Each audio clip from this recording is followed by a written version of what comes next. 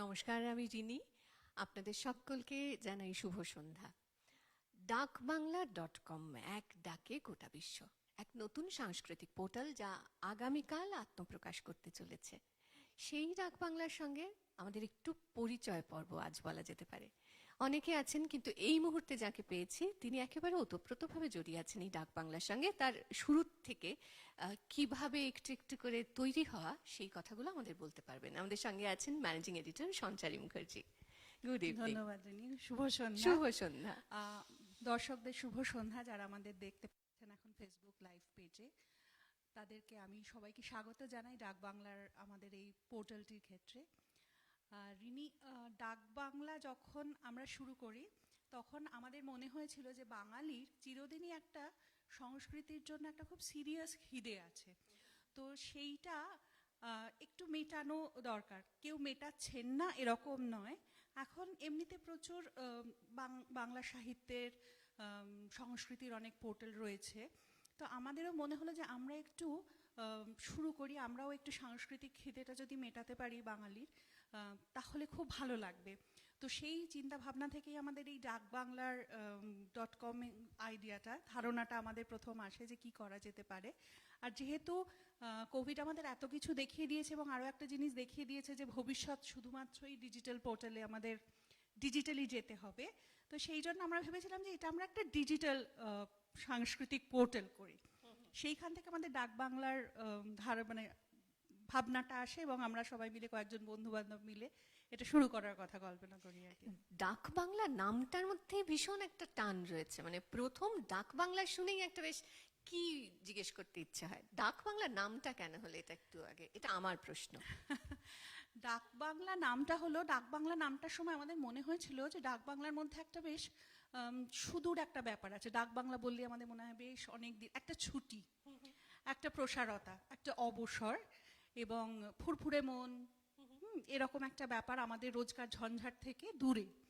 ফলে ওই ডাকবাংলার মধ্যে যে একটা অবসরের এবং ভালো লাগার ব্যাপার রয়েছে, আমরা চাই যে ডাকবাংলা যারা পড়বেন, যারা দেখবেন, যারা সদস্য হবেন, তারা যেন সেই অনুভূতিটা অনুভব করতে পারেন যে হ্যাঁ, এখানে এসে একটা অবসর, একটা ভালো লাগা।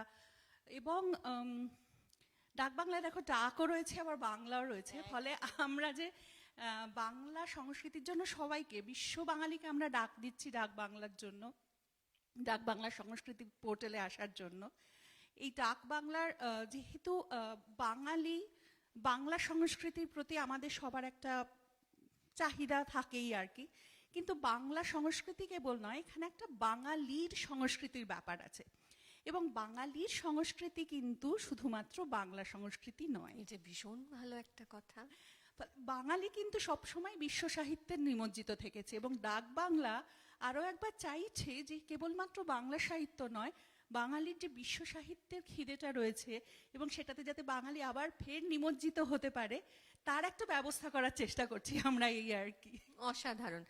এবং আমি জানি না এই ভাবনাটা কি কোথাও ছিল যে এখন প্রায়শই এটা শোনা গেল গেল রব তো চতুর্দিকে, সবই চলে গেল নাকি, বাঙালির আর কিছুই থাকলো না। হ্যাঁ, তো সেইটাকে কোথাও ভুল প্রমাণ করার একটা তাগিদ। দেখো, গেল গেল রব সবসময়ই থাকবে। স্বর্ণযুগের গান চলে গেছে, তখনও গেল গেল, কিন্তু তারপরেও আমরা সুমনকে পেয়েছি, তারপরেও আমাদের গান তৈরি হয়েছে, তারপরেও নানা ব্যান্ড এসছে, তারপরেও নীরজজি চৌধুরীর পর সাহিত্য লেখা হয়েছে।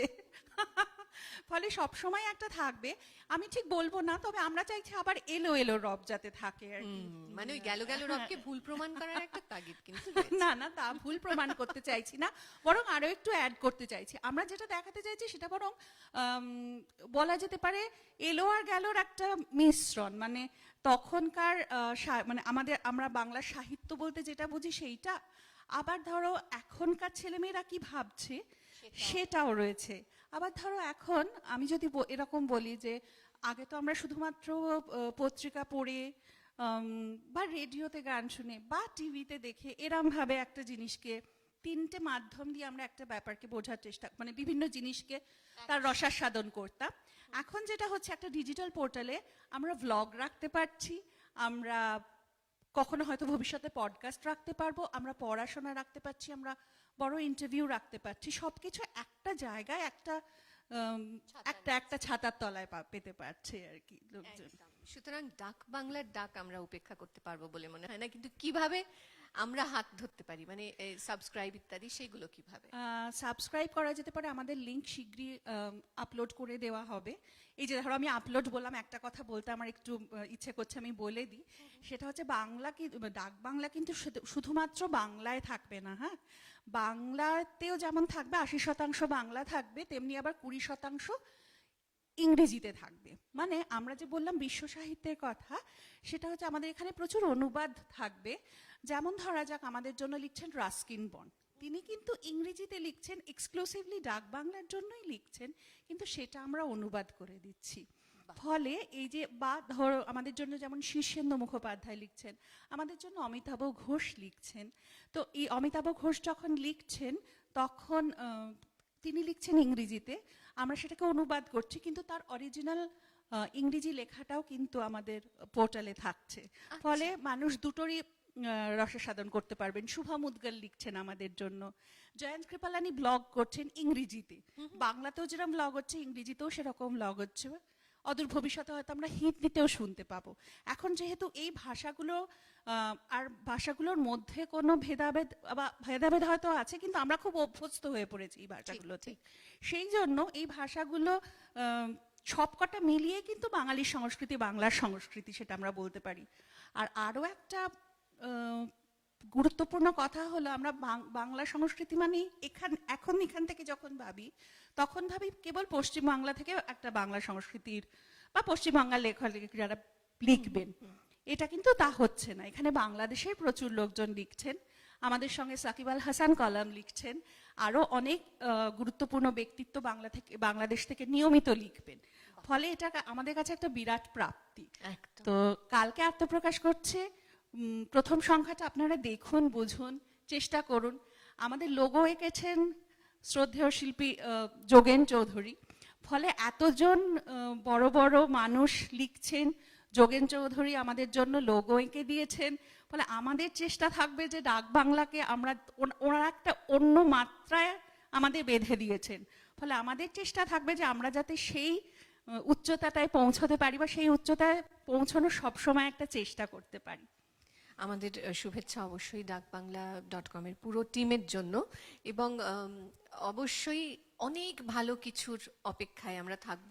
যেমন সঞ্চারী বলেছেন যে এখানে ব্লগ থাকছে, এখানে আমরা নানান মানে প্রথিতযশা সাহিত্যিক তাদের লেখা পড়ছি, সেটা কখনো ইংরেজিতে এবং ইংরেজির সঙ্গে বাংলায় অনুবাদ একই সঙ্গে হয়তো বা পড়তে পারছি। শর্ট ফিল্মের কথা তখন বলছিলেন। হ্যাঁ, আমরা একটা শর্ট ফিল্মের একটা বিভাগ থাকছে, সেখানে আমরা চেষ্টা করব অরিজিনাল কিছু শর্ট ফিল্ম দেখানোর, যে যে ছবিগুলো হয়তো সব সময় প্রচার পায় না, বা প্রচার সেইভাবে মানুষের নজরে আসে না, কিন্তু খুব ভালো ছবি, ভালো কন্টেন্ট, সেই শর্ট ফিল্ম, বেশি স্বল্প দৈর্ঘ্যের ছবি আমরা দেওয়ার চেষ্টা করছি, এবং সেটা কিন্তু বিভিন্ন ভাষায় থাকছে। ফলে সব রকম সাহিত্য, সংস্কৃতির রসাস্বাদন করার একটা জায়গা ডাক বাংলা তৈরি করার চেষ্টা করছে। আশা করি আমরা করতে পারবো সবার জন্য। সবাই পাশে থাকলে নিশ্চয়ই পারবে। ডাকবাংলা.com সকলের কাছে পৌঁছতে ওই সকলে মিলে থাকতে হবে, কারণ এখানে অনেক গুণীজনের কথা যেমন সঞ্চারী বলেছেন, আজকের এই আড্ডাতেও কিন্তু আরো অনেক গুণীজন রয়েছেন। সঞ্চারীকে ধন্যবাদ জানিয়ে আমরা কি তাদেরকে ডাকি? একদম নিশ্চয়। কারা কারা আছেন আমি একটু ছোট্ট করে বলে দিই। আমাদের সঙ্গে এর পরের আড্ডায় শ্রীজাত আছেন অনুপম রায় এবং চন্দ্রিল ভট্টাচার্য। তাই থ্যাংক ইউ সো মাচ আর অল দ্য বেস্ট। ধন্যবাদ Rini, thank you so much. দেখা হচ্ছে পরবর্তী আড্ডায়। নিশ্চয়ই।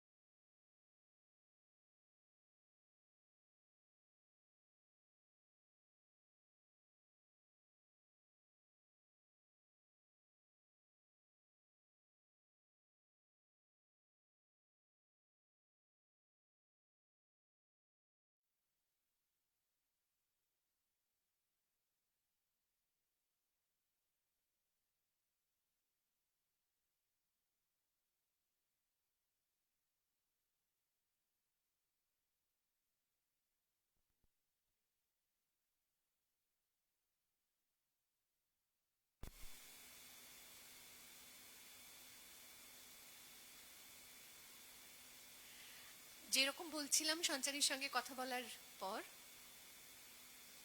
আমাদের সঙ্গে এসে পৌঁছেছেন আমাদের আরো অতিথি যাদের কথা বললাম তখন। আছেন চন্দ্রিল ভট্টাচার্য, শ্রীজাত, অনুপম রায়, এবং ওরা প্রত্যেকে, ওদের পরিচয় তো আর করানোর কিছু নেই, কিন্তু বিষয়টা হচ্ছে ওরা প্রত্যেকেই ডাকবাংলা.com এর সঙ্গে শুরু থেকে যুক্ত, তাই তো? চন্দ্রিলদাকে দিয়ে শুরু করি, একটু ডাকবাংলা.com এর কথা বিস্তারিতভাবে শুনি। বিস্তারিত কিছু নেই। আমরা একদিন মালা মানে মালবিকা ব্যানার্জি, যিনি এই পুরো জিনিসটা করছেন, উনি নেপথ্য থেকে পুরোটা করেন। অনেকে কিং হওয়ার চেয়ে কিং মেকার হওয়া বেশি পছন্দ করে। তো তার বাড়িতে আমরা সবাই নেমন্তন্ন খেতে এসেছিলাম, সকলেই, আমরা এখানে যারা আছি আরো অনেকেই। তো সেখানে মালা বলছিল বিভিন্ন কথাবার্তার মধ্যে বাংলা সংস্কৃতির কথা, যে একটা যদি নতুন কিছু করা যায়, এমনিতেই তখন কোভিড চলছে, ফলে অনেকের নতুন কিছু করার প্রবণতাও বেড়ে গেছে, কারণ সারাদিন তো কিছু করছে না। তো এইসব মিলিয়ে আমরা ভেবেছিলাম এমনি কথা বলছে, লোকে যেরকম বলে চলো একটা করি, একদিন বসতে হয়, বাঙালিরা বলে তবে বসে না। কিন্তু মালা দেখলাম সেরকম নয়, ওর একটা উদ্যোগ আছে। ও বললো যে আমরা সবাই মিলে যত্ন করে যদি একটা পত্রিকা করতে পারি, যেটা ওয়েব সিরিজ। তারপর সেটা থেকে আস্তে আস্তে ঠিক হলো, এখন তো প্রচুর এরকম ডিজিটাল পোর্টাল হয়, যে শুধু ম্যাগাজিন হিসেবে থাকবে কেন, শুধু গল্প কবিতা প্রবন্ধ ছাপা হবে কেন, আমরা ব্লগ করতে পারি যেখানে আমরা কথা বলি। যেমন আমরা এখানে কতগুলো ব্লগ রেখেছি, আমি কথা বলেছি, শ্রীজাত কথা বলেছে কিছু কবির কবিতা নিয়ে, কবিতা পড়ে শুনিয়েছি। অনুপম কথা বলেছে ওর বড় হয়ে ওঠা গান নিয়ে। ও পিঙ্ক ফ্লয়েড ভালোবাসতো, মানে পিঙ্ক ফ্লয়েডের নাম শুনেছে, তখন বোঝেনি যে তারা কি, তারপর ক্যাসেট কিনেছে, কি করে ভালোবেসেছে, তাই নিয়ে অনুপম কথা বলেছে। জয়ন্ত ত্রিপালানি পুরোনো দিনের কলকাতা, তার সঙ্গে নতুন দিনের কলকাতা, তাই নিয়ে কথা বলেছে। সেগুলো থাকছে, গল্প কবিতা এইসব নিয়ে আমরা তখন পরিকল্পনা করতে শুরু করি জিনিসটাকে। কিন্তু মূল একটা জিনিস বলি, যে এখন যে কোনো কিছুই নতুন, বাংলা নিশ্চয়ই নতুন অনেক কিছু হচ্ছে, অনেক প্রশংসনীয় জিনিসও হচ্ছে। কিছু করতে গেলে আমি দেখেছি সাধারণত বাঙালিরা যেটা ভাবেন, বিশেষ করে যাদের টাকা আছে, যারা টাকাটা ঢালছে, তারা যেটা ভাবেন সেটা হচ্ছে সাধারণ মানুষ সিরিয়াস জিনিস নিতে চান না। তাদের অ্যাটেনশন স্প্যানও কমে গেছে, 2-2.5 মিনিটের বেশি কেউ আর কিছু শুনবেন না, দেখবেন না, বুঝবেন না। ফলে তাদের জন্য এমন কিছু করে যেটা হালকা, যাকে একটু আমরা বিচ্ছিন্ন হালকা ফুলকা, ফুলটু মস্তি এরকম করে বলতে পারি, মানে ওই রকম করে সত্যি সত্যি একটা গম্ভীর জিনিস করলে জানো তো বাঙালি আর এসব নেয়। প্রথম দিন আমাদের যে আলোচনাটা হয়েছিল ওই নেমন্তন্নের মধ্যে, সেখানে মালাও বলেছিল এবং আমরা অনেকটাই সেই মুহূর্তে একমত হয়েছিলাম, এখন তো আরো বেশি। সেটা হলো এই কথাটা আমরা কোনটা মানি না। সত্যি একটা যদি নাটক হয় 2 ঘন্টা, সিরিয়াস নাটক, অত্যন্ত গভীর নাটক, তার মধ্যে অনেকগুলো স্তর আছে, বাঙালি দর্শকরা দেখতে যায় না। সত্যি আচ্ছা আমরা তো বলছি যে তার মনোযোগ নেই। লোকে যখন ওয়েব সিরিজ দেখছে ওটিটিতে, তখন সে বিঞ্জ ওয়াচিং করছে 10 ঘন্টা। দ্য ক্রাউন দেখবো 4টে সিজন সে দেখে ফেলছে, প্রায় ঘুমোচ্ছে না, মানে বাথরুম গেলে তার মনে হচ্ছে সময়টা নষ্ট, কোনো মতে পজ করে বাথরুম করেছে আবার দেখছে, আমার মনোযোগ আছে। তার মানে কোন জিনিসটা মনোযোগ থাকবে সেটা হয়তো কিছু কিছু ক্ষেত্রে বলতে যে আমার মতে বদলায়ও নেই। আমার মতে সিরিয়াস জিনিসের প্রতি বাঙালি যারা দর্শক শ্রোতা পাঠক, তাদের একটা অত্যন্ত বড় খিদে আছে। ঠিক তারা উদ্ভাবনা শুনবে, উদ্যম না ধরে, কিন্তু তার মানেই নয় যে কোন লোক যদি হঠাৎ এমন একটা কিছু লিখে বুঝতে পারছে না, সুযোগ পায় এতটাও আমার নষ্ট হয়ে গেছে বলে আমি মনে করি না। নিশ্চয়ই হালকা বিষয়, ওইখানে হালকা জিনিসও থাকবে, প্রচুর মজার জিনিস থাকবে, অত্যন্ত সপ্রতিভ জিনিস থাকবে। আবার তার সঙ্গে আমরা কিন্তু সিরিয়াস রিডিং যেটাকে বলে, কেউ যদি একটা 2000 শব্দের লেখে, পেরুমাল মুরুগানের লেখা আমরা দ্বিতীয় সংখ্যা 3, ফলে সেদিক থেকে আমি মনে করি এই গোটা জিনিসটার মধ্যে এখন অব্দি যা আছে তা হচ্ছে একটা প্রগাঢ় যত্ন, যেটা আমি একদম সরাসরি কাজ করতে গিয়ে বুঝেছি। আর 2 যেটা আছে সেটা হচ্ছে সিরিয়াস জিনিসের প্রতি কোন রকম ভাবে অশ্রদ্ধা রাখা হচ্ছে না, যে না বাজার ধরতে গেলে সিরিয়াস জিনিসটা সরিয়ে দাও, আর শুধুমাত্র কিছু হালকা ফোঁপড়া অগভীর জিনিসকে লোকের সামনে আনো যাতে তারা মজা পায় এবং সাবস্ক্রাইব করে। এই জিনিসটা আমরা যাচ্ছি। আমরা বলছি সমস্ত কিছু আমরা মনে করি বাঙালি পাঠকরা মুখিয়ে আছেন ভালো কবিতা গল্প প্রবন্ধ পড়ার জন্য, ভালো শর্ট ফিল্ম দেখার জন্য, বাঙালি দর্শকরা মুখিয়ে আছেন, বাঙালি শ্রোতারা মুখিয়ে আছেন, এমনকি উচ্চমার্গের সঙ্গীত শোনার জন্য, যেগুলো আমাদের এখানে শুভম উদ্বেল করবেন। আমাদের এখানে পণ্ডিত তন্ময় বসু ব্লগ করছেন, তিনি অনেকগুলো তার অভিজ্ঞতা বলছেন, হয়তো রবিশঙ্করের সঙ্গে তার কথাবার্তা। ফলে সব মিলিয়ে আমি মনে করি যে এটা একটা, আমি বলবো না নতুন, আমি বলবো না আলাদা, অনেকেই ভালো কাজ করছে, কিন্তু আরো একটা ভালো কাজ হচ্ছে বলে মনে হয়। এবং এটা কি ওই অনেকগুলো কাজ একসঙ্গে, মানে বহুমাত্রিক একটা বিষয়, মানে পড়ারটাও রয়েছে? সে তো বটেই, সেটা কিন্তু এখন অনেক পোর্টাল হচ্ছে, মানে কিন্তু কিন্তু ধরা যাক আমরা যেটা করেছি, আমি বলি যে আমাদের একদম প্রথম সংখ্যা, যেটা কাল থেকেই দেখা যাবে, ইনফ্যাক্ট আজ থেকেই দেখা যাবে, একটু পর থেকেই, সেখানে অরুণ মুখোপাধ্যায়, যিনি চেতনার অরুণ মুখোপাধ্যায়, যিনি মালিক সংবাদের অরুণ মুখোপাধ্যায়, জগন্নাথের অরুণ মুখোপাধ্যায়, তার একটা দীর্ঘ সাক্ষাৎকার 1 ঘন্টা আমরা নিয়েছি। সেইটাকে আমরা 3টে পর্বে দেখাবো, পরপর 3টে সংখ্যায়, কিন্তু সাক্ষাৎকারটা 1 ঘন্টা, তার নাট্য দর্শন নিয়ে, তার অরুণ মুখোপাধ্যায় হয়ে ওঠা নিয়ে।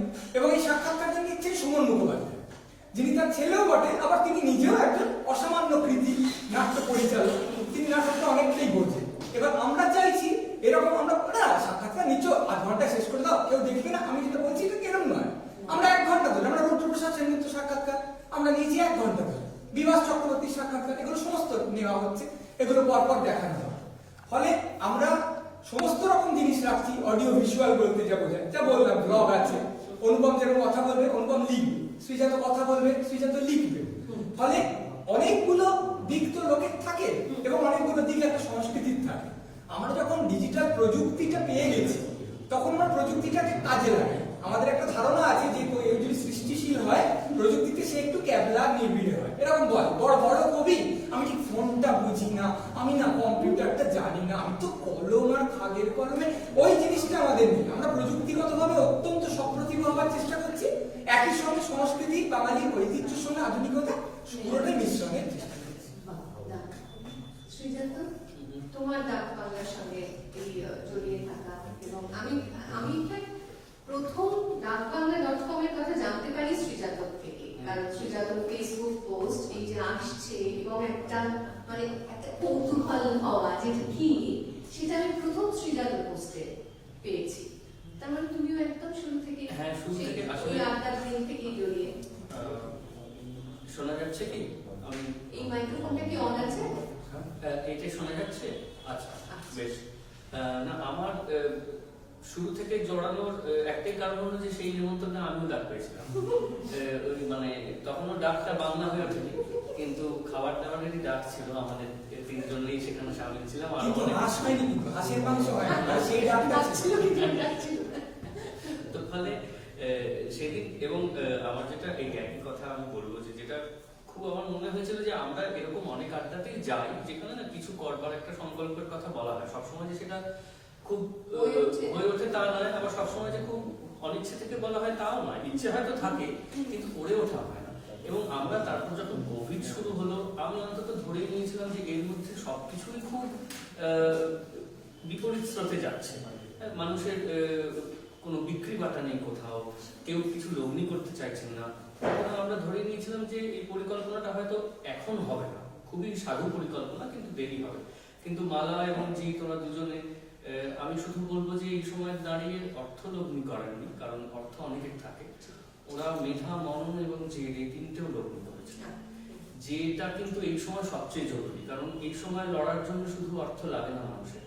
এই আমরা গোটা পৃথিবীর মানুষ যে একটা অসীম লড়াইয়ের মধ্যে দিয়ে যাচ্ছে, যেটা আমরা জীবিতকালে এর আগে হয়তো দেখিনি, সেখানে দাঁড়িয়ে এরকম একটা কাণ্ডের সঙ্গে যুক্ত হতে পারাও আমাদের মনে হয় যে নিজেদের পক্ষে খুব মানে উজ্জীবিত হওয়ার একটা জায়গা। কারণ আমার সবসময় মনে হচ্ছে যে গত 1 বছর কি করেছে, কেবল ভেবেছি সামনের মাসে কি হবে, সামনের বছর কি হবে, কি করে চলবে সবকিছু, আমরা আবার কি করে নিজেদের আগের পৃথিবী ফিরে পাবো। কাজকর্মের ধরন পাল্টে যাচ্ছে, সেখানে এই যে এতজন আমাদেরকে জড়ো করে ওরা এই একটা জায়গা তৈরি করছেন, একটা পরিসর তৈরি করছেন, যেখান থেকে একটা বীজের অঙ্কুরোদ্গম হচ্ছে। সেটা হয়তো ফল ফুল দেবে আরো 2 বছরে কি 3 বছরে, কিন্তু এই অন্ধকার সময় দাঁড়িয়ে এই প্রয়াসটাকে আমি সত্যি আমার তরফ থেকে কৃতজ্ঞতা এবং কুর্নিশ জানাই। সেই নিমন্ত্রণ থেকেই আমারও জড়িয়ে পড়া, এবং আমার সঙ্গে আপাতত যা আমরা ভাবনা ভেবেছি যে আমি যেরকম চন্দ্রিল বললেন যে একটা ভিডিও ব্লগ আমার পছন্দের, এবং এটাও খুব মালার ভাবনা ছিল যে যে কবিদের সঙ্গে আমার কখনো দেখা হয়নি, তাদের কবিতা বলা, তাদের কবিতা পড়া, সেটা শক্তি চট্টোপাধ্যায় হতে পারেন, গালিবও হতে পারেন, সিলভিয়া প্লাথ হতে পারেন, কিন্তু যাদের আমি কখনো দেখিনি সামনে থেকে। আর আমি আমার ছোটবেলার হারিয়ে যাওয়া কিছু জিনিস নিয়ে একটা ব্লগ লিখছি, যার নাম ইয়া টুকটাক জিয়া নস্টাল। তো যা যা কিছুর জন্য এখনো জিয়া নস্টাল হয়ে ওঠে আমার, সেটা নিয়ে একটা ধারাবাহিক লিখছি, সেটা দিয়েই আমার খাতা খোলা হবে আর কি ডাক বাংলায়। বাহ, আমরা অধীর আগ্রহে অপেক্ষা করছি। এবার অনুপমের কাছে আসি। অনুপমের জড়িয়ে পড়া এবং কিভাবে বললেন অবশ্য চন্দ্রিলা যে লেখায় পাবো আমরা অনুপমকে, শুধু ব্লগে নয়। হ্যাঁ, এখানে যারা উপস্থিত তার সেখানে বোধহয় আমি সবচেয়ে কম পরিশ্রম করে ডাক বাংলার সঙ্গে যুক্ত হতে পেরেছি। আমি বোধহয় সেই নিমন্ত্রণটা অ্যাটেন্ডও করতে পারিনি, যদি তোমার মনে থাকে তাহলে। কিন্তু মালাদি অনেকদিন ধরেই বলছিল যে এরকম একটা কিছু হবে। তারপর সঞ্চারিতি চন্দ্রিলা যখন হালটা ধরলো এবং এই বা ডাক বাংলা নিয়ে আলোচনা শুরু হলো, আমি মানে আন্তরিকভাবে যুক্ত হয়ে পড়লাম যে আমাকে কি করতে হতে পারে। আমার কজটা ভালো লেগেছে আর কি। এবার সেই জায়গায় আমি কতটুকু আর সাহায্য করতে পারি, আমার তো যা ক্ষমতা, সেই জায়গা থেকে দাঁড়িয়ে আমি আহ্বান পাই যে একটি কলাম যদি আমি লিখি নিয়মিত এবং আমি যদি ভ্লগ করি। এবার ভ্লগে আমার খুবই ভয় আছে, কারণ মানে কি বলবো, আমার কি বা এমন বলার আছে, আমার কথা লোকে শুনবেই বা কি, এগুলো নিয়ে আমার খুব চিন্তা হয়। সেই জায়গা থেকে ওরাই আমাকে সাহস দিয়েছে এবং আমি ব্লগ যেটা করছি সেটা আমার যাদবপুরে যখন আমি পড়তাম 2000-2004 সাল ওই সময়টাতে, তখন আমি যে ক্যাসেটগুলো কিনতাম যাদবপুরের দোকান থেকে, 8 মোড়ের দোকান থেকে, সেই ক্যাসেটগুলো, এবং সেগুলো তো আমার সঙ্গীত জীবনের কোথাও না কোথাও একটা ছাপ রেখে গেছে। তখন আমার মানে কি বলবো, আমার গানের গ্লোবালাইজেশন শুরু হয়েছে, আমার গানের গ্লোবালাইজেশন শুরু হয়েছে। সেইখান থেকে সেই 20 বছর আগেকার কথাগুলো আমি ক্যাসেট কথা বলে একটি ব্লগের মাধ্যমে বলবো।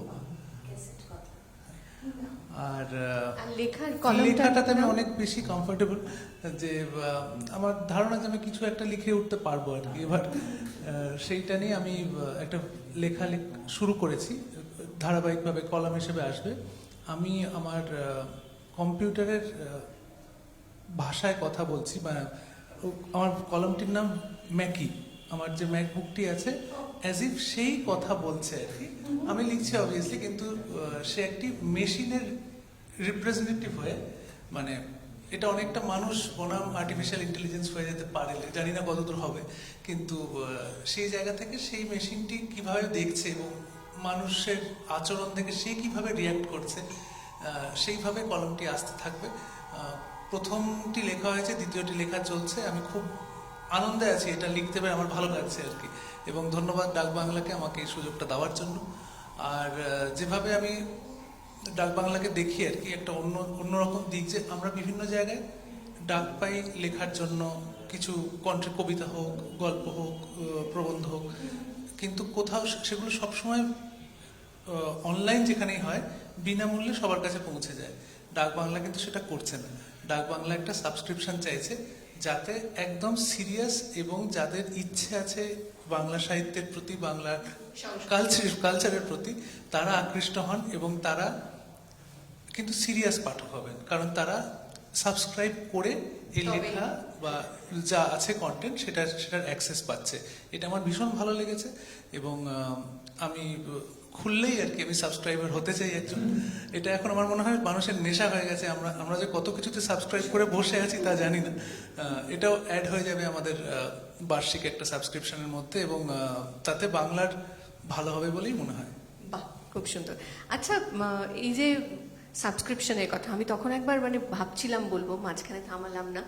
অনেকেই বিশ্বাস করেন, আমি অনুপমের সঙ্গে একমত, যে যখন আমরা বিনামূল্যে কিছু পাই তার কদর বোধহয় একটু কম করি, সেই জন্য সাবস্ক্রিপশনের একটা মূল্য অবশ্যই। বলা হয় যে ডাক্তারকে ফি না দিলে ওষুধে কাজ হয়, এইবারে সেটা সত্যি নয় সবসময়, কিন্তু হ্যাঁ এটা আমরা যেটা ভেবেছি সেটা হলো এই যে যেটা অনুপম বললো একদমই, যে যেরকম ফ্রি পেতে খুব ভালো লাগে, সবকিছুর সঙ্গে একটা কিছু ফ্রি পেতে ভালো লাগে, সেরকম সংস্কৃতিটা তো এরকমও নয় যে আমি শুধু বলবো যে ইস বাংলা সংস্কৃতি কিচ্ছু হচ্ছে না, একেবারে ডুবে গেছে, এর দ্বারা কিচ্ছু হয় না, দেখেছো কোনো সিনেমা কেউ করতে পারে না, কোনো লেখা কেউ লিখতে পারে না।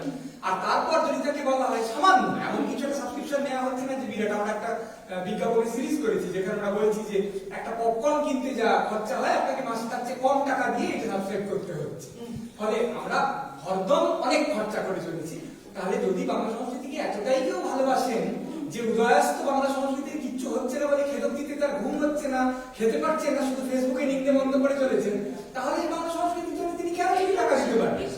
ফলে এটা যে অনুপম বলেছে টাকা তো কোথাও একটা এক্সক্লুড করে, যে সকলেই ঢুকে পড়তে পারলে মজা হয়, আবার অনেক ঝামেলাও হতে পারে। তার চেয়ে যদি যিনি সত্যি মনে করেন সংস্কৃতি ভালো কাজ হচ্ছে, আমি কিছু টাকা দেবো, তাহলে আমি দেখি না এরা কি করছে, তারাই ঢুকতে পারবে।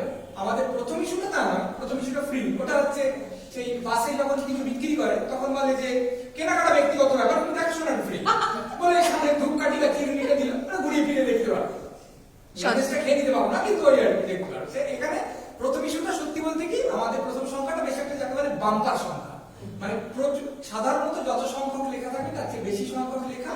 এবং মালা যেটা আমাদের বলেছিল যে কোনো বিভাগ এখানে ফাঁকা নেই, যাতে কোনো মানুষ এসে বুঝতে পারে যে প্রত্যেকটা বিভাগকে আমরা কিভাবে দেখতে চাইছি।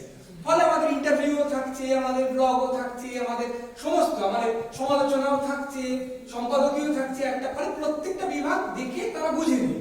তারা এই সংখ্যাটা ঘুরে ফিরে তার মধ্যে বসে বিশ্রাম করে আনন্দিত যদি হন, যদি তারা মনে করেন হ্যাঁ ঠিক আছে এরা ভালো কাজ করছে, তবেই তারা দ্বিতীয় সংখ্যা থেকে সাবস্ক্রাইব করবে। এমন নয় যে আমরা বলছি যে আমরা দরজা ঢুকতে দিলাম তা তোমাকে আর বেরোতে দেবো না, তোমরা যদি বাঘের মুখে পড়ো বাঘের, এরকম না, তোমরা জিনিসটা দেখে নাও, সেই জিনিসটা করা হচ্ছে।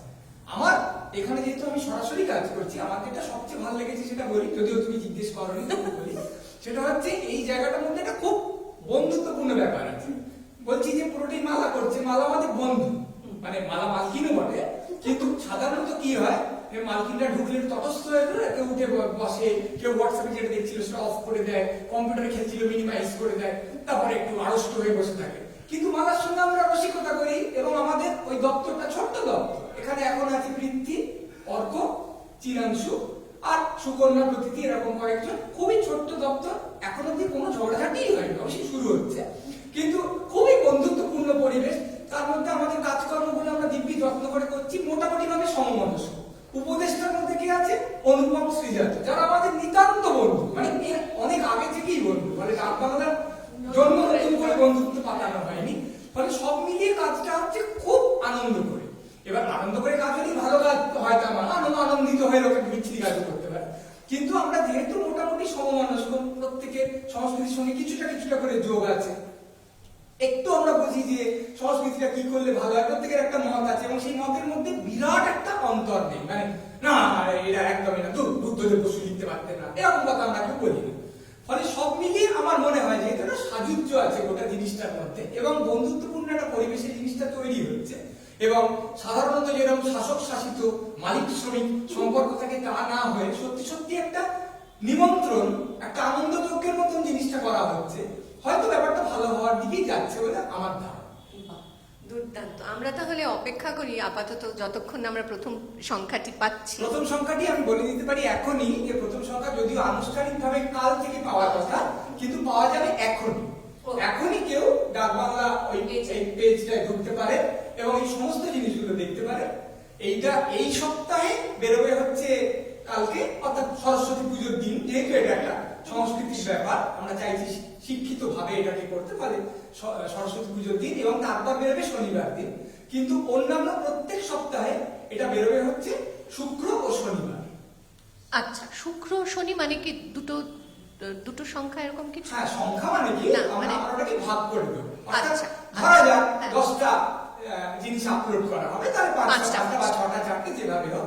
ফলে লোকে ভাববে যে আমি সপ্তাহে দুবার করতে পারলাম, আর কিছুই না। উইকেন্ড করতে একটা জিনিস আছে, মানে তুমি সপ্তাহের শেষকালটায় তুমি দুবার সংস্কৃতির একটা চমৎকার ভোজে আমন্ত্রিত হচ্ছে। এবার প্রত্যেক সপ্তাহেই এটা হবে, প্রত্যেক সপ্তাহে আমরা চেষ্টা করব কিছু নতুন জিনিস দিতে, কিছু ধারাবাহিকও থাকবে। আমরা অত্যন্ত আনন্দিত যে শীর্ষেন্দু মুখোপাধ্যায় এখানে একটা আত্মজীবনীমূলক লেখা লিখছেন। এবার উনি বলেছেন দেখো বাবা, আমার বয়স হয়েছে, আমি খুব ব্যস্ত, আমি ওটা একদম ধারাবাহিকভাবে লিখতে পারবো না, যে এই সপ্তাহে হলো ওই সপ্তাহে। আমরা বলেছি তাহলে আমাদের মধ্যে ফ্লেক্সিবিলিটিটা আছে। আমার যখন যেটা সঞ্চারী বললেন রাস্কিন বর্ড লেখা দিচ্ছে, আমরা সেটাকে বাংলায় অনুবাদ করছি। আর কেউ বলে রাস্কিন বর্ড লেখা বাংলায় করবো কেন? পরে তুমি বলো অনুবাদ হয়েছে কি হয়। অমিতাভ ঘোষ লিখছেন, তার জাহাঙ্গীরনামা বলে বই সদ্য প্রকাশিত হয়েছে, উনি বন বিবির উপাখ্যান সুন্দরবনে আছে, সেই নিয়ে ইংরেজিতে ভার্সে লেখাটা লিখেছেন। আচ্ছা, এবার সেইটা নিয়ে উনি লেখা লিখছেন আমাদের এখানে। এই জাহাঙ্গীরনামাটা কেন উনি লিখলেন, কিভাবে ওর লেখা লিখছে হলো বন বিবির উপাখ্যানের সঙ্গে যেগুলো চলে সেইটার সঙ্গে ইংরেজি লেখাটা তফাৎ কি। উনি বলছেন উনি বাংলা পয়ার ছন্দের মতন করে একটা ছন্দ ইংরেজিতে চেষ্টা করছেন, সেটাও আমরা রাখছি। আবার সাকিব আল হাসান যখন লিখছেন যে খেলা থেকে একটু দূরে থেকে তার কিরকম লাগছে, কোভিডে বাংলাদেশের পরিস্থিতি কি। উনি বলছেন যে আমেরিকার লোকরা কোভিডে যা ভয় পায়, উনি তো দেখে অবাক, কারণ বাংলাদেশের কত ভয় পায়, কারণ বাংলাদেশে তো জর্জারি নিয়ে বড় হচ্ছে। আবার বিবিএস রাসমুল্লা লিখছেন, মানে সব রকম লেখা আমরা এখানে রাখছি। এরকম মানে সংস্কৃতি মানে শুধুমাত্র যে আমরা যেটাকে গম্ভীর ভাবে বলি না ডিসকোর্স, ব্যাপারটা এরকম অনেক কোর্স আছে। তুমি যে মেনুতে বসে যাও, কোনো অসুবিধা নেই। আমাদের এখানে সাকিব আল হাসান লিখবেন, বিবিএস রাসমুল্লা লিখবেন, আবার শ্রীযুক্ত শক্তি চট্টোপাধ্যায় নিয়েও কথা বলবেন। তুমি যে কোনো রাস্তায় ঢুকতে পারো, অনেক মাল্টিপ্লেক্স, তুমি যে কোনো হলে ঢোকো, অনেক রকম ছবি পছন্দ মতো বেছে নিলেই হলো। আমার সাবস্ক্রিপশন নিয়ে একটা প্রশ্ন আছে, করতে পারি? হ্যাঁ। সেটা হচ্ছে যে ফ্যামিলির জন্য কি সাবস্ক্রিপশন আছে না ইন্ডিভিজুয়াল? এটা কিন্তু খুব ভালো। ইন্ডিভিজুয়াল সাবস্ক্রিপশন আছে। ফ্যামিলি সাবস্ক্রিপশন এখনো নেই, তবে তোমরা যেহেতু উপদেশটা, তোমরা বললেই রাজি হবে। এখন এই উপদেশ দিয়ে দাও, দিয়ে দাও। ইউজুয়ালি যেটা হয় হচ্ছে যে একটা সিঙ্গেল প্ল্যানে, ইন্ডিভিজুয়াল প্ল্যানে যে টাকাটা ধরা হয় আর কি, ফ্যামিলি প্ল্যানে গেলে টাকাটা একটু বেড়ে যায়, কিন্তু মানে ডাবল বা ট্রিপল হয়ে যায় না। হতে পারে, তবে ফ্যামিলি প্ল্যানিং এখন আমরা শুরু করিনি, এখন জিনিসটা একটু বহুপ্রজই আছে, দেখা যাক। তবে এগুলো সবই আমরা একদম প্রথম শুরু করছি। হতেই পারে ট্রায়াল করে আমরা দেখলাম যে না এইটা ভালো বা ওইটা খারাপ, সেটা সেদিকে যাওয়া যায়। তবে সেই যাওয়াটা যেহেতু আনন্দিত হয়ে হচ্ছে, আমার মনে হয় জিনিসটা খুব একটা বিরাট একটা প্রতিবন্ধকতার সম্মুখীন হবে না। হবে না হয়তো। আচ্ছা, আমার এটা একেবারে অন্যরকম প্রশ্ন।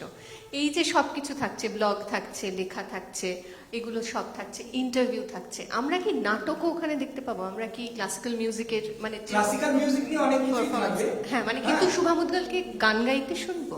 হ্যাঁ, সেরকমই পরিকল্পনা আছে। এখন অব্দি শুভা মুদ্গল একটা গান নিয়ে লেখা লিখেছেন, হ্যাঁ। এরপরে তার একটা ধারাবাহিক লেখা বেরোবে, কিন্তু উনি নিজেই বলেছেন যে উনি ক্লাসিক্যাল মিউজিক নিয়ে পডকাস্ট করতে চান। আমরা এখনো পডকাস্ট রাখবো কিনা বা রাখলে কতটা রাখবো এ বিষয়ে নিশ্চিত নই, কিন্তু থাকবে। আমরা ক্লাসিক্যাল মিউজিকের ওপর জোর দিচ্ছি, আমরা চিত্রকলার উপর জোর দিচ্ছি।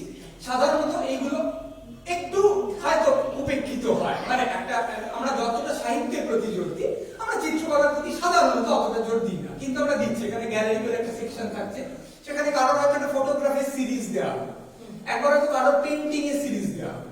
পেন্টিং নিয়ে সিরিয়াস লেখা আমরা চেষ্টা করছি বড় বড় পেন্টাররা যাতে লেখেন। এই সংখ্যাটি, প্রথম সংখ্যাটি যোগেন চৌধুরীর দীর্ঘ সাক্ষাৎকার, যেটা আমরা এই মঙ্গল আর শনিবার দুটো ভাগে প্রকাশ করব। দীর্ঘ সাক্ষাৎকার, যোগেন চৌধুরীর হয়ে ওঠা, তাকে জিজ্ঞেস করা হয়েছে প্যারিস গিয়ে এতগুলো বড় বড় মানুষের সঙ্গে দেখা করেছেন, আন্দোলন তার সাক্ষী থেকেছেন, সেইটা কি আপনার উপর কোনো প্রভাব ফেলেছে, নাকি আপনি ভারতীয় ধারাটাকেই ধরে রাখতে চেয়েছেন? যোগেন চৌধুরী ইন ডিটেল তার ছবি দর্শন নিয়ে কথা বলেছে। উপল নিয়মিত একটা করে কার্টুন আঁকছে। ফলে আমরা সব রকম ভাবে, যত রকম ভাবে সম্ভব এবং আমাদের যত রকম ভাবে মনে হয় ভালো, আমরা চেষ্টা করছি যে সংস্কৃতি ততগুলো দিককে তুলে ধরতে। এবং এইটাই তো ডিজিটালের সুবিধে, মানে সবকিছু তো দেওয়া যায় না সব জায়গায়। হয়তো আপনি একটা চমৎকার পত্রিকা বললেন, কিন্তু তার মধ্যে কোনো ইন্টারভিউ আমি দিতে পারি না, এখানে দিতে পারি। আবার একটা কার্টুন, আমরা কার্টুন দিস না, ওটা একটু হালকা, তা আমার কার্টুনে অত্যন্ত বড় কথা বলা যায়, আমরা সেটাও রাখছি। তাহলে সব রকম ভাবেই আমরা চেষ্টা করছি অনেকগুলো ফ্ল্যাঙ্ক নিয়ে খেলতে হয়, দেখা যায় বল হয়। এবং এটার সঙ্গে আমার আরেকটা জিনিসও মনে হয়, যেহেতু এটা ডিজিটাল অনলাইন প্ল্যাটফর্ম, যেটা প্রায় হয়েই ওঠে না, সেটা হচ্ছে দুই বাংলাকে এক করা।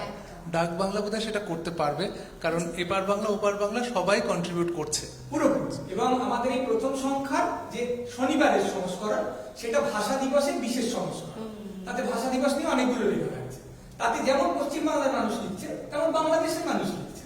বাংলাদেশের এমন মানুষ লিখছেন যিনি হয়তো বাংলাদেশ থেকে কাজের জন্য বিদেশ গিয়ে আছেন। এবার সেখানে তিনি তার ছোট বাচ্চাকে বাংলা শেখাতে চাইছেন। তিনি যাকে বিয়ে করেছেন তিনি বিদেশি। এবার সেই বাচ্চাটি একটা জায়গায় বড় হচ্ছে যেখানে সে সাধারণত স্কুল গিয়ে কিন্তু বাংলা শোনে না, আবার তার বাবার কাছেও সে খুব একটা বাংলা শোনে না। তার মা কিন্তু চাইছেন সে রবীন্দ্রনাথে দীক্ষিত হোক। এইবারে সেটা কি হয়ে উঠছে, সেটা কতদূর হয়ে উঠছে, কতদূর হওয়াটা জরুরিই বা, মানে সে যদি বাংলা না শেখে, শুধু ইংরেজি শেখে, সে কি ক্ষতি, তার কি ক্ষতি হচ্ছে নাকি হচ্ছে না? আবার মায়ের ক্ষেত থেকে যাচ্ছে, ও কি শিখবে না? ও শুধু আর সহজ পথ যাবে না।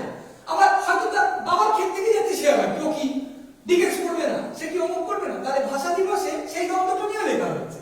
আবার একজনে এরকম লেখা লিখছেন যে আমরা যখন বলি বাংলা ভাষা, আমরি বাংলা ভাষা, আমরা যে বাংলা ব্যবহার করি, আমাদের প্রতিবেশী আছে গুজরাট, হয়তো আমি স্কুলে গিয়ে একটা ছেলের সঙ্গে খুব বন্ধুত্ব হলো, সে পাঞ্জাবি, তাহলে তো আমি তার ভাষাটাও নিলাম। তাহলে সেইগুলো কি হয়? কে বলেছে যে বাংলা বলতে একটা বিশুদ্ধ, একটা ছুঁতমার্গ সম্পন্ন বাংলা? তাই নিয়ে লেখা হয়েছে। এবং এইখানে এপার বাংলা ওপার বাংলা সকলে তাদের ভাষা নিয়ে কথা বলছেন, কেউ ধারাবাহিক গল্প লিখছেন। ফলে বাংলা সংস্কৃতি, সঞ্চারী যেটা বললেন, বাংলা সংস্কৃতিকে আমরা বাংলা ওরকম ভাবে বাঙালির সংস্কৃতি। রাস্কিন বন্ড যদি আমি বাংলায় অনুবাদ করি, সেও তো বাংলা সংস্কৃতি হয়ে গেল। অমিতাভ ঘোষের লেখাটাকে যেই বাংলায় অনুবাদ করলাম, মুরুগানের লেখাটাকে যেই বাংলায় অনুবাদ করলাম, বাংলা সংস্কৃতির অঙ্গ কেন নয়? ফলে তামিল থেকে অনুবাদ হচ্ছে, ইংরেজি থেকে অনুবাদ হচ্ছে, সরাসরি বাংলাতে লেখা আছে। অসাধারণ। অনুপমের কোনো প্রশ্ন আছে? না, আর কিছু না। আচ্ছা, শ্রীজাতর? না না না শ্রীজাত তো কথাই খুব কম। আসলে আমরা শ্রীজাতর লেখার জন্য বিশেষ করে অপেক্ষা করে থাকি, কিন্তু কোভিড আমাদের অনেক কিছু দিয়েছে, যার মধ্যে শ্রীজাতর এই ব্লগগুলো, ওর বিভিন্ন সময় ওর এতেও দেখেছি। শ্রীজাত এখানে যে কাজটা করছে সেটা কিন্তু তিনটে দিক আছে, দেখতে হবে, প্রায় ত্রিশূল দিয়ে ফুঁড়ে দেওয়ার মতোই। সেটা হচ্ছে ও একটা ব্লগ করছে যেখানে ও যেটা বললাম যে কবিদের সঙ্গে দেখা হয়নি কিন্তু যাদের কবিতার সঙ্গে ওর দেখা হয়েছে, প্রতিনিয়ত হয় এবং আরো হবে, তাদের নিয়েও একটা ব্লগ করছে। ও যে কলাম লিখছে, যেটা ও বললো একটা নস্টালজিক কলাম লিখছে, আর একটা কলাম কিন্তু লিখছে কবিতা। ফলে এখানে মানে লোকে কবিতার শ্রীজাত- কলাম না কবিতা? কবিতা কবিতা, আচ্ছা ফলে আচ্ছা, এখানে হ্যাঁ। লোকে শ্রীজাত লিখিত কবিতাও পড়তে পারবে। শ্রীজাত যে কবিদের দ্বারা প্রাণিত হন, তাদের সম্পর্কেও শ্রীজাতর মুখে শুনতে পাবেন। আবার শ্রীজাতর একটা নস্টালজিক ট্রিপে লেখাও পড়তে পারবে। একটা গুরুত্বপূর্ণ দিক আমি বলতে চাইবো এই জিনিসটা, এই যে আমরা যারা এখানে জড়ো হয়েছি বা আরো কেউ কেউ যারা জড়ো হচ্ছেন, তাদের মধ্যে অনেকেরই অনেক কিছু কেবল পাওয়া যাবে ডাক বাংলায়।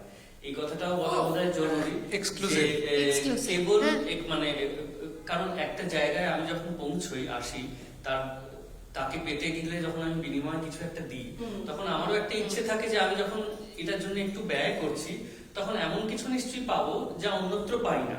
অন্যত্র সেটা পেয়ে গেলে এখানে সেই দামটা দিতে ইচ্ছে করে না। তো এই যে দামটা মানুষ দিচ্ছেন, তার জন্য কোন কোন কি কি এক্ষুনি আমরা বলছি না, কারণ সেগুলো এখনো পর্যন্ত তৈরি হচ্ছে, বাস্তবায়িত হয়ে যাবে।